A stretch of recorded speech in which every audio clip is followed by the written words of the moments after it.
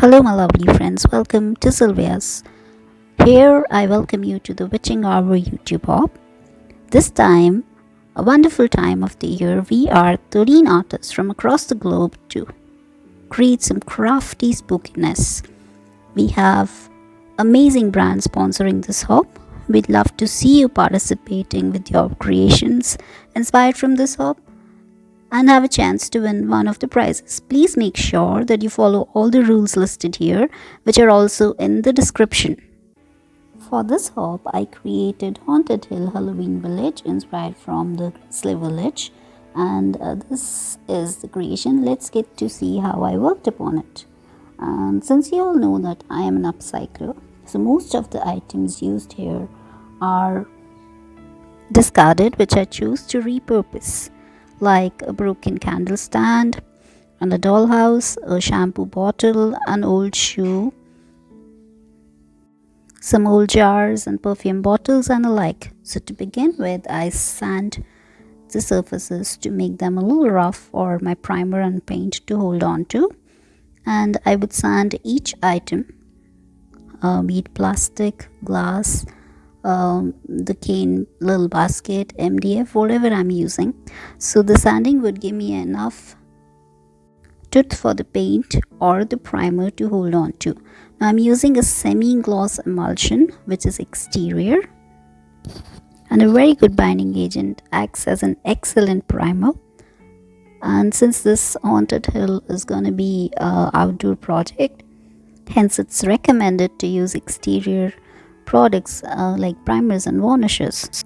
I chose to give 2 coats of the primer, the emulsion, within 3 hours drying time, drying naturally in between each coat.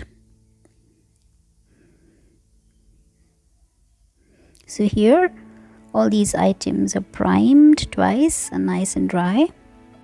So this was a shampoo bottle and a basket which I chose to convert into a hut. And I cut this styrofoam into the shape of a door and glued it with PVA glue, along with which I'm taking a dry clay and just giving a shape to the door. I'm using some of the clay tools to give a natural shape to the door.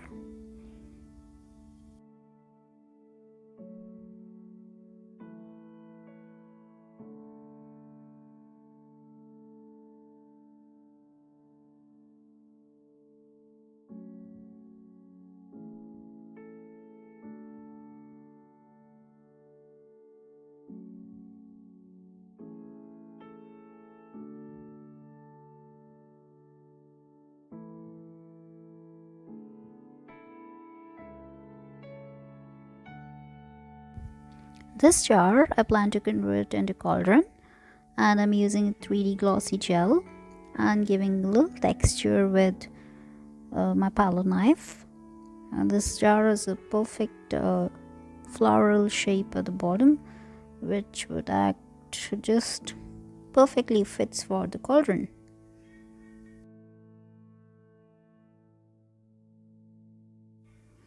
And I give the similar texture with palette knife using the same 3D glossy gel to the shoe.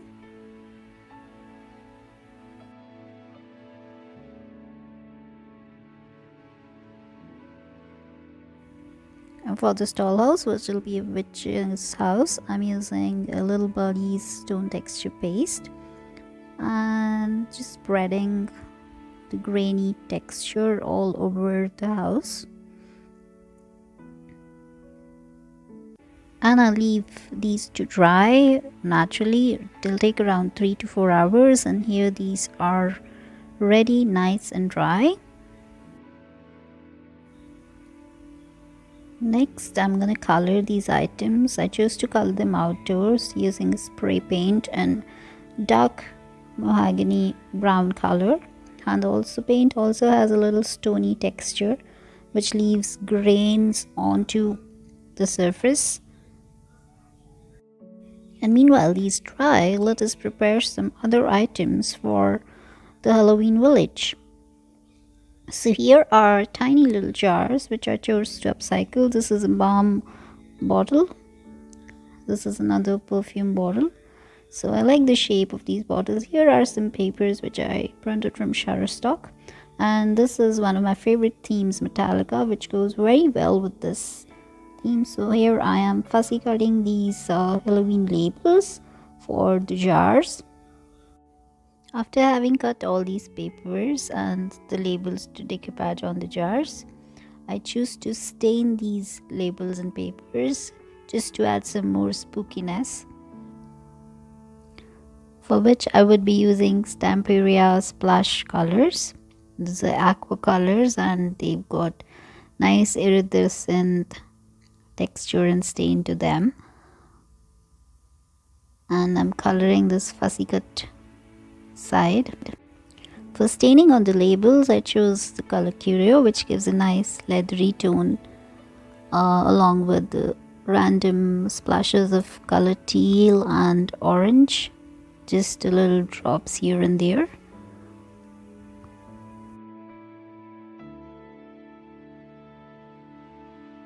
And these little jars are some of the paint bottles and baby food jars, which I'm dry brushing in color gray just to add a little translucent dusky kind of effect. And for decoupaging, I'm using Mop Podge. I shall dip these labels just for about a minute in water and wipe them off, which would soften the paper and it will adhere well to the base, which would be curvy or a circular kind of base. And using a butter paper or parchment paper, I just finely take out all the bubbles. And here we have the witch's brew, which is actually a bomb inside. This one says wool of the bad, and the color at the bottom blends really well. And I also chose not to take off the actual labels of these little jars, just to add a little more drama and a little texture while I dry brushed them.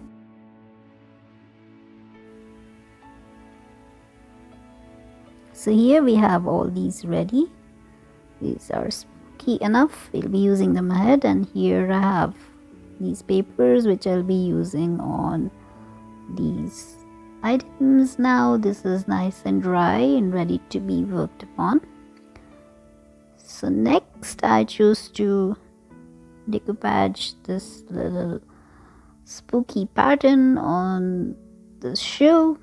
It in water for about a minute and I am rough tearing it, and I would use decoupage glue to adhere the paper onto the shoe. I'd use butter paper over it.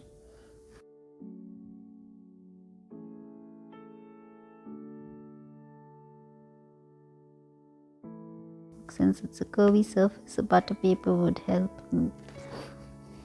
ensure that there are no wrinkles. Now I have this another print which I am again tearing randomly, and I would just glue it down in the similar manner.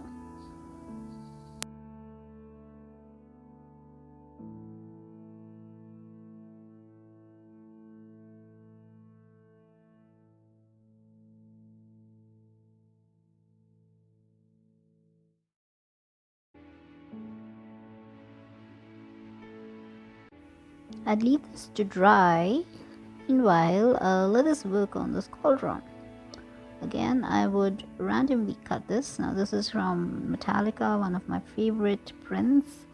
This little scary spider is soaked into water, and I plan to put this snake on the neck of this cauldron. Now let us just decoupage this little spider.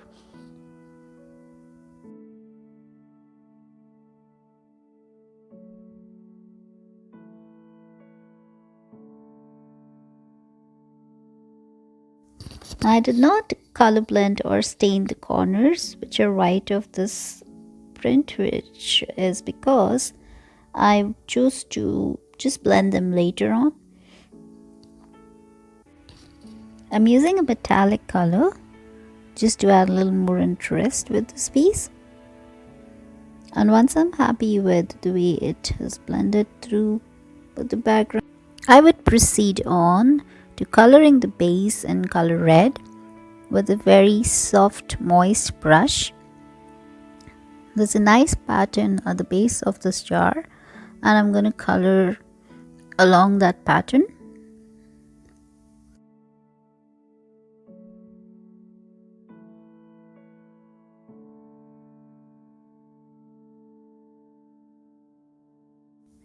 After I'm done coloring the base, I would just dry brush the textures which I created with the palette knife and the gel medium. And you can see that this dry brushing gives it the desired spooky kind of look.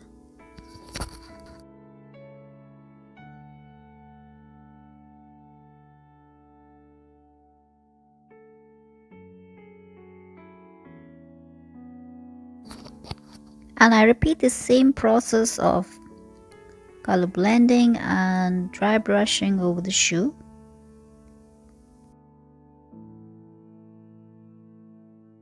So after I was happy with the blending, I sealed both these pieces with an exterior varnish since this pieces would be outside. And then I chose to stick these snake with the PVA glue. And later I'm taking a metallic wax by Little Birdie and just running it over both items, and I have them ready. Now comes my favorite part. I have these natural elements from Little Birdie which I'm going to use with the hut which I made out of the shampoo bottle. I gave a layer of PVA glue and I'm randomly adding these wooden chips, and once I add these I'm going to give a layer of PVA glue again and let them dry. And here I have this ready, one coat dried, and then these wooden barks are going to come over the top of the basket which I put over them. I'll just put a wet tissue dipped in glue so that it adheres well. I also added just a layer of cloth in between just to add a little drama and spookiness, and I put them together, bind them with a string so that they all hold well and glue to each other, and leave it to dry. I left it to dry overnight, and then I'm taking some metallic colors in brown, gray, some soft colors as well, and using a stencil brush I'm dry brushing, and I'm gonna add a couple of layers till I'm happy with the way it looks. Also on these wooden chips I would be splashing a color red later.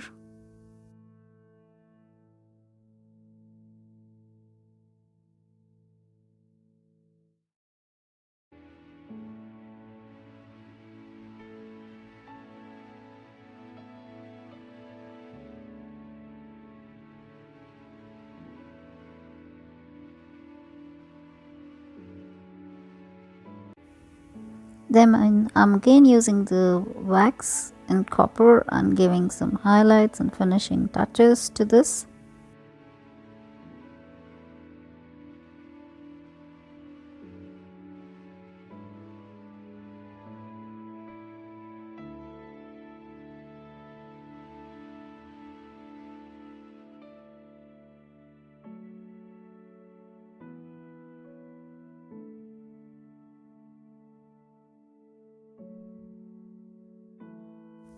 Now for this dollhouse, which will now be a haunted house, I choose to repeat the same process of dry brushing, layers and layers of colors till I'm happy with the way it looks. And after I was done layering and blending of colors over this haunted house, I choose to add a few images and I decoupaged them in the doors, windows, and on the rooftop of some skeletons and a witch with a broom. I missed recording that part, and you can see it towards the end of the project.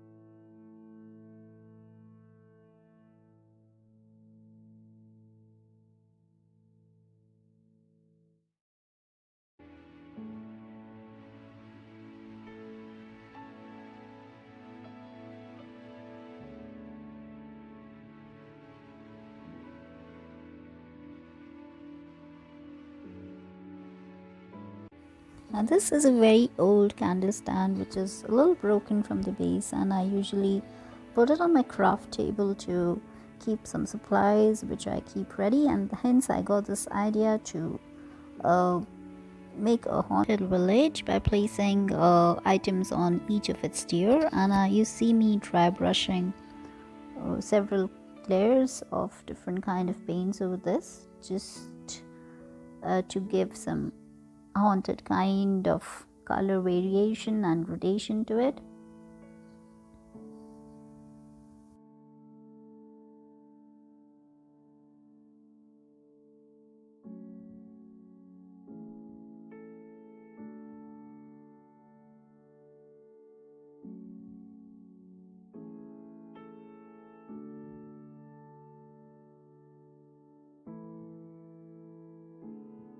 Now is the time to add thrifty witch magic with weird oddities. It was inspired by Halloween Associator, and I'm gonna add all these spiders and elements to make it look scary and bring a Grimslow village feel to it. I have these doorbells from Little Birdie and Metal Charms. I'll be using these doorbells to make a banner of this Halloween print which I have hand torn.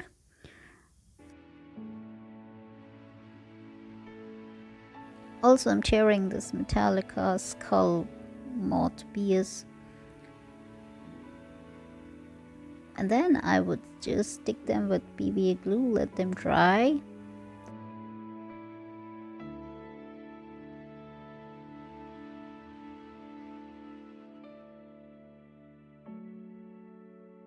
So here on the haunted house, you can see the little witch with the broom and some skeletons in the door, which I missed recording earlier.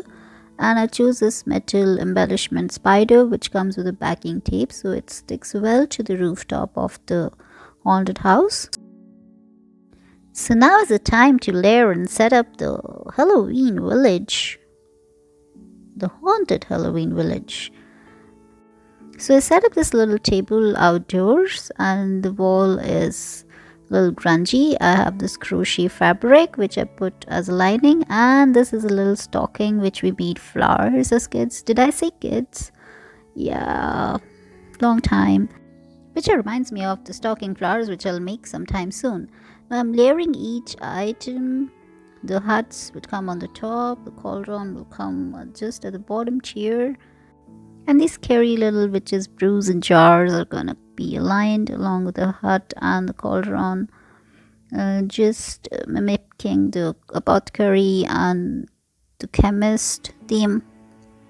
So I'm adding a little Spidey into that jar which is open, and this skeleton banner goes at the back. Just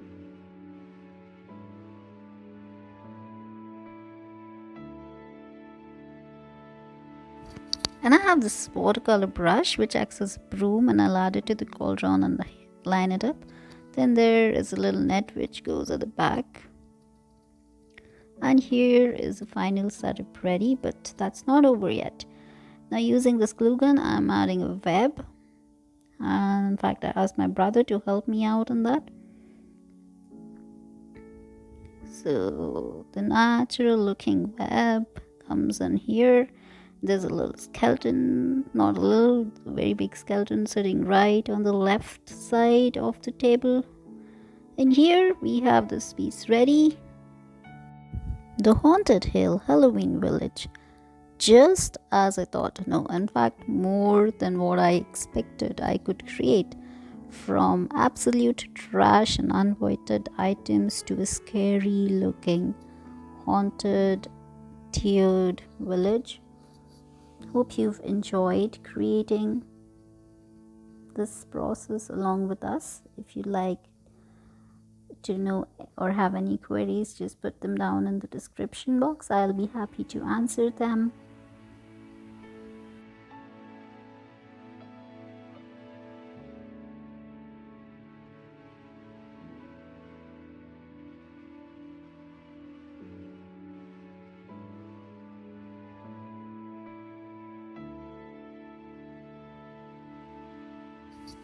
And this is the evening view of this haunted hill village with some lights on, and here's the night view.